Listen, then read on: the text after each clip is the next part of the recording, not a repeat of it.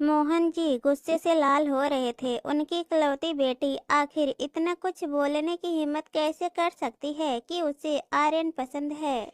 आज सुबह जब उन्होंने अपनी बेटी को अपनी पत्नी के साथ बातचीत करते हुए सुन लिया था, अर्चना को एक दो बार उन्होंने आर्यन के साथ देख लिया था।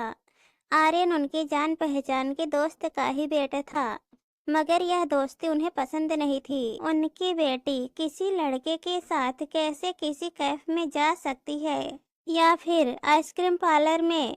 उन्होंने अपनी पत्नी से इस बात को पूछने के लिए कहा था। मोहिनी ने अर्चना से पूछताछ किया तो अर्चना ने बड़े ही शांति से जवाब दिया था, माँ मुझे आर्यन पसंद है और इसमें हर्ज ही क्या है। हम दोनों ने तय कर लिया है, हम अपने पेरेंट्स पर बोझ नहीं बनेंगे और न ही उन्हें शर्मिंदा करेंगे। वह मैनेजमेंट कर रहा है और मैं डॉक्टरी। जब हम दोनों जॉब करने लगेंगे तभी एक दूसरे को प्रपोज करेंगे और अपने पेरेंट्स से भी परमिशन भी लेंगे। मोहिनी ने उसे डांटते हुए कहा था, अर्चना हमारे प्यार दुलार का यह नतीजा है कि तुम हद से आगे बढ़ गई हो। हमारे परिवार में यह सब चलता नहीं है। यहाँ अपने से कोई प्रेम विवाह नहीं कर सकता। पढ़ाई लिखाई का मतलब यह नहीं कि तुम अपनी मर्जी से अपना दूल्हा भी चुन लो। पापा सुन लेंगे ना तो बहुत ज्यादा गुस्सा करेंगे और भूल जाओ यह प्यार वार। जहाँ पापा ठीक करेंगे वहीं तुम्हारी शादी होगी। घर की इज्जत ऐसे हवा में मत उछालो। अरे माँ, आप किस सदी में जी रही हो? ऐसा कुछ भी नहीं होता। आज न्यू जनरेशन है, हमें अपनी जिंदगी जीने का अधिकार तो है ना। नहीं बेटा, तुम बात समझने की कोशिश करो। मोहिनी ने उसे समझाने की कोशिश की तो पलटकर अर्चना ने कहा, माँ आपने देखा बड़े पापा मीनाक्षी दीदी की शादी में कितनी परेशानी हो गई थी। कितनी सुंदर है मीनाक्षी दीदी, पढ़ी लिखी एएम पास, मगर बड़े पापा की जिद थी कि नौकरी करने नहीं देंगे। फिर कितनी किचकिच हुई थी ना उनकी शादी में और कितनी खर्च करने पड़े थे बड़े पापा का। 40-50 लाख का बजट बन गया था और उस पर भी यह तो जरूरी नहीं है कि वह खुश होगी। कैसे खुश नहीं है? तुम्हें लगता है कि वह खुश नहीं है? बेटा वह बात नहीं है। घर की इज्जत मान मर्यादा का सबको ख्याल रखना चाहिए।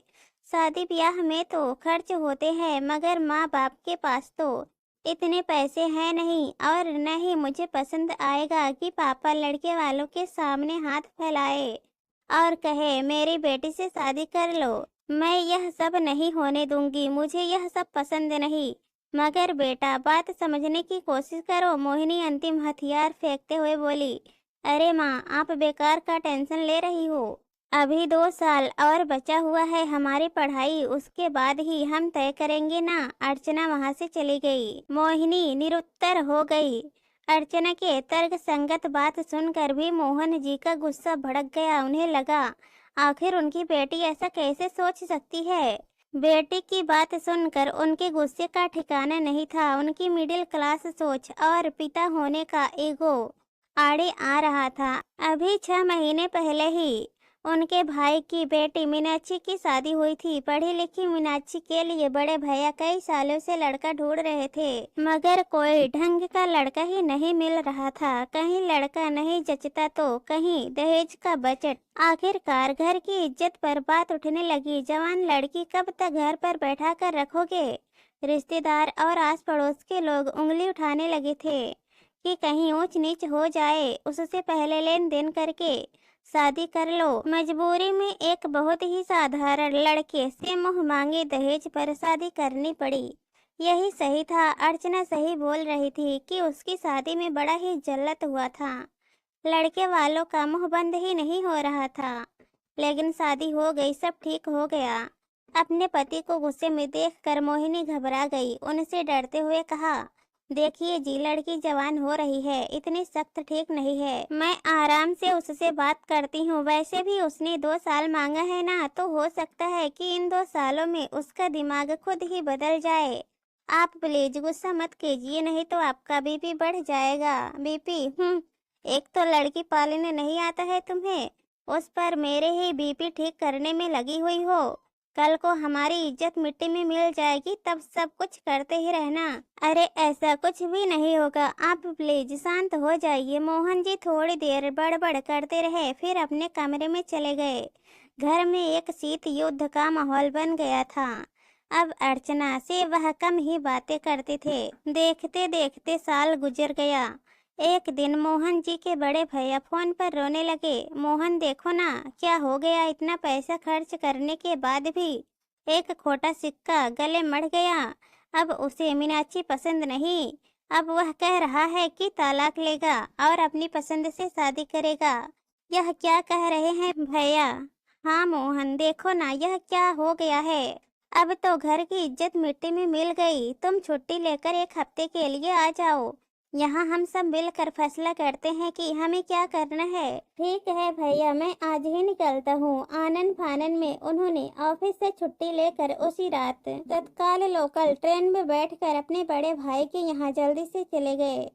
वहाँ रोना धोना मचा हुआ था। बड़ी भाभी और बड़े भैया रोते हुए कहने लगे, कोई इज्जत नहीं, ना ही कोई इमोशन, ना अपना सम्मान, ना दूसरों का। घर की इज्जत मिट्टी में मिल गई। सोनाक्षी भी रोते हुए कह रही थी कि बड़े पापा, उसका चक्कर खुद किसी और के साथ चल रहा था। वह तो अपनी मम्मी पापा के दबाव में मुझसे शादी कर लिया था। हर बात में मीन मेख निकाला करता था, हर बात पर डांट डपट करता रहता। आखिरकार उसने मुझसे कह दिया कि उसे कोई और पसंद है। अब वहाँ रहने का क्या फायदा? मीनाक्षी रो पड़े। मोहन जी की आंखों में आंसू आ गए। अब क्या किया जा सकता है? ना घर के ना घाट के। बड़े भैया रोते हुए बोल रहे थे, अब कुछ भी नहीं बचा, सब कुछ खत्म हो गया। मीनाक्षी को अपने पैरों पर खड़ा होने का मौका ही देना चाहिए था। भैया अपने पैरों पर खड़ी हो जाएगी तो अपना दुख भुला पाएगी। मोहन जी ने बड़े भाई को समझाते हुए कहा, हम कहीं के भी नहीं रहे, अब दुनिया को क्या बताएंगे? दुनिया हम पर ही थूकेगी। थूकने दीजिए भाभी, हम दुनिया के लिए अपनी इज्जत को मिट्टी में तो नहीं मिलाएंगे ना। बेटियां तो हमारी है, हमें तो उनके भविष्य के बारे में सोचना होगा। आलोक जी की आंखें खुल चुकी थी। अब वह सोच रहे थे कि घर लौटकर आर्यन से मुलाकात करेंगे और अर्चना आर्यन दोनों की शादी पर मुहर लगा देंगे।